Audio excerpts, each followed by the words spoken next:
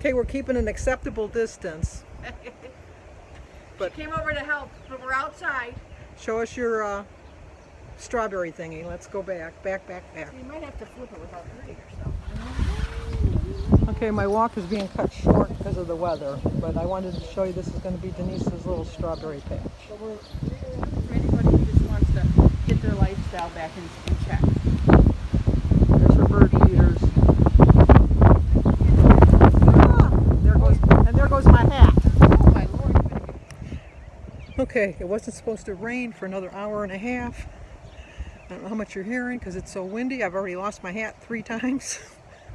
So I'm cutting my walk a little short. I'm only going to get about a mile and a half in. I don't know if the storm is just passing over or if it's here to stay. It's looking pretty dark. Let me show you. See, it's looking pretty dark. So, anyway, I'll start my good morning when I get home. Probably have to do it in the garage. Oh, yep, here comes the rain now.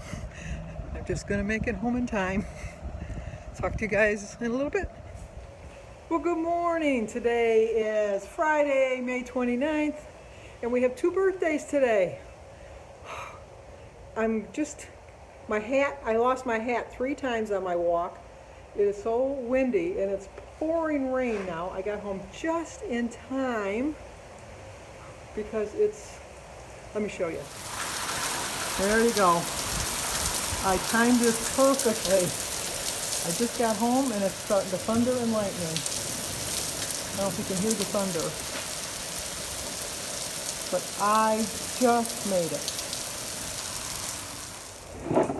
it. Get that out of the way. Anyway, I just made it home. I would have been soaked. Plus, with the thunder, I don't like walking in thunder and lightning either. But anyway, 2 birthdays. Today is Judy Spiegel's birthday, so Judy gets a song. Happy birthday to you. Happy birthday to you. Happy birthday, dear Judy. Happy birthday to you. Cha-cha-cha. And it's also Debbie Wolf. It's Judy Spiegel's birthday, but it's Debbie Wolf's birthday too. Happy birthday to you. Happy birthday to you. Happy birthday, dear Debbie. Happy birthday to you. Cha-cha-cha. It's even windy in the garage, so I don't know how much whooshing you're hearing. Can you see my shirt? Let's see. Too big, I know, but you know what? Till I can get into a store, I'm going to have to put up with that. But anyway, what was I going to talk about today? Not giving up on yourself. You know, if you don't believe in yourself, how can you get other people to believe in you? And it's been a long 9-10 weeks, but now's the time to get back on track. Now's the time to get back serious to losing weight. So let's all decide that on Monday, June 1st, we're going to start again. Because we've had our fun.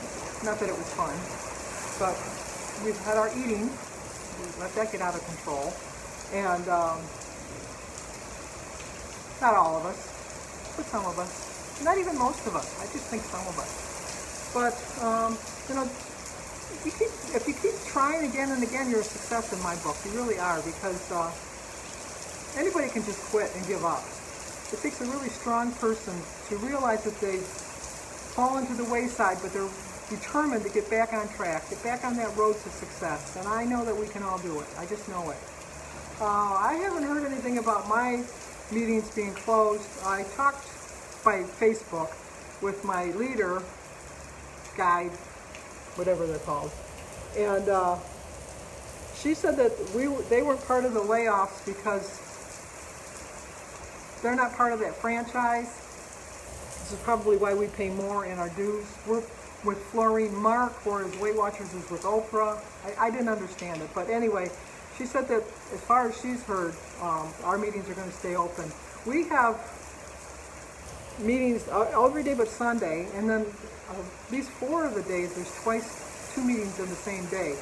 And at my meeting on Saturday, there's like anywhere between 50 and 100 people showing up. So I can't think that our studio would be one of the ones closed. And it really is the only one in Chesterfield, New Baltimore, Algonac, New Haven area around here.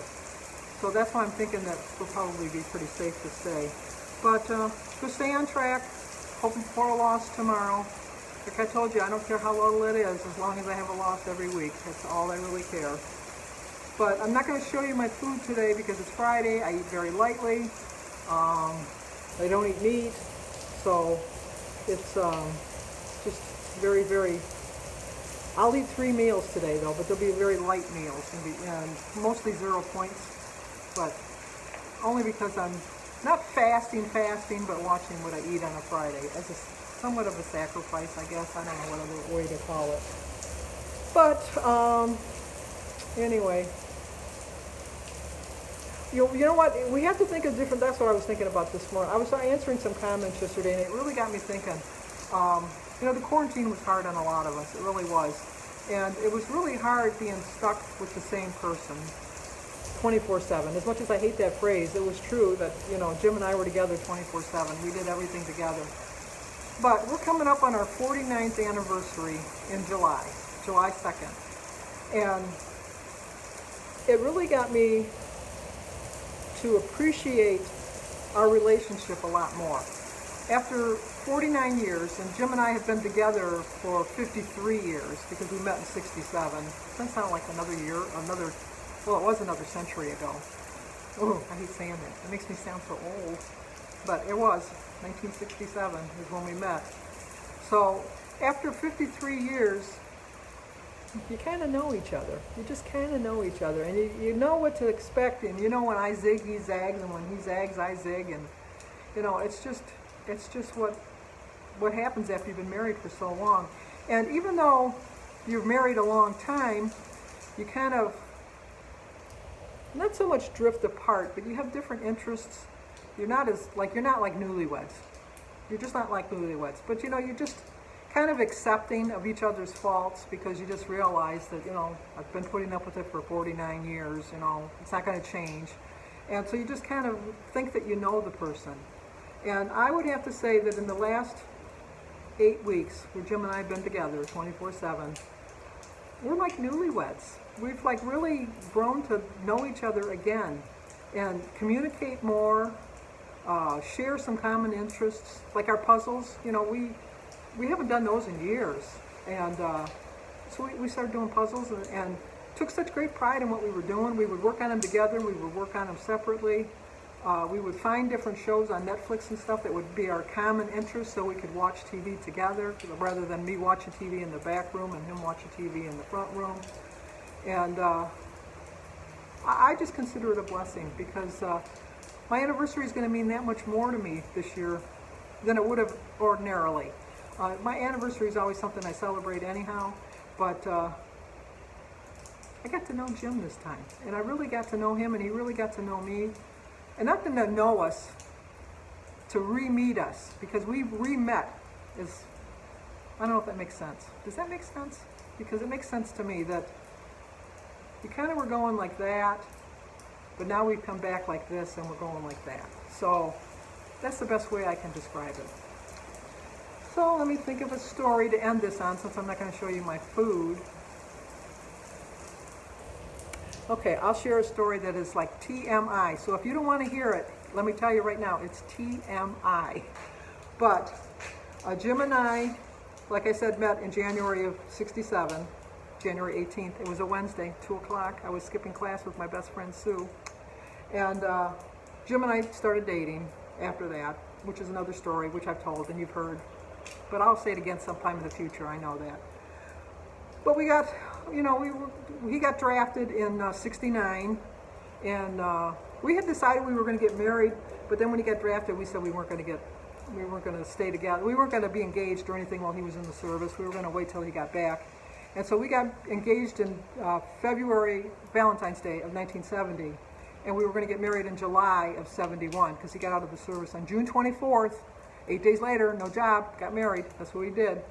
But anyway, he came home on leave for Valentine's Day because he was stateside at that point. Well, he was stateside the whole time, but he was close stateside. So he hitchhiked. Back then, everybody hitchhiked. He hitchhiked home, and we went out for Valentine's Day for our special anniversary of being engaged, and we were all happy and everything. And so he wanted to check into a motel. And I was kind of leery of that because I wanted to be a virgin when I got married. I considered that a badge of honor for me at the time. I was, like 20. Nowadays, I know people don't do that. Back then, not everybody did. It was free love and all that. That was just starting the sexual revolution. But Sandy wasn't ready to jump on that bandwagon. And I just felt that, I wanted to keep it for our wedding night as something special. But if we went to a motel, that we could do everything but that. So, and I don't have a problem telling this story because my children are full-grown adults. By the time my grandchildren watch this, they'll be full-grown adults. I'll be dead and gone. They won't have to look at me like, oh my God, that was my grandmother talking that way. No. And if you don't want to hear this, grandkids, turn it off now because it's going to be TMI at this point. So anyway, we got a room and we go into the room and I thought Jim locked the door. We get into the bed and we commence. And we do everything but that. And so we were just like laying there, and then somebody came in, and Jim went to sleep. And I said, we're not sleeping over, we're going home. And he says, I just need to take a nap, watch TV or something. And I said, okay. So Jim rolled over to go to sleep, and then somebody came in the door. And it was pitch black dark in the room. And it was a man. And he came and he sat on the end of the bed and started taking his shoes and socks off and his shirt. And I went, what the hell are you doing? Jim. And then the guy was all startled because he thought that was his room, because back then you just used a key. And I guess I didn't have the door locked. We didn't have the door locked. And I think he just, automatically opened the door and came in. He was just as shocked as I was. And we were like, ah! So he hurried up and grabbed his stuff and he ran out the door. And then I told Jim, I said, we got to go now. We got to go.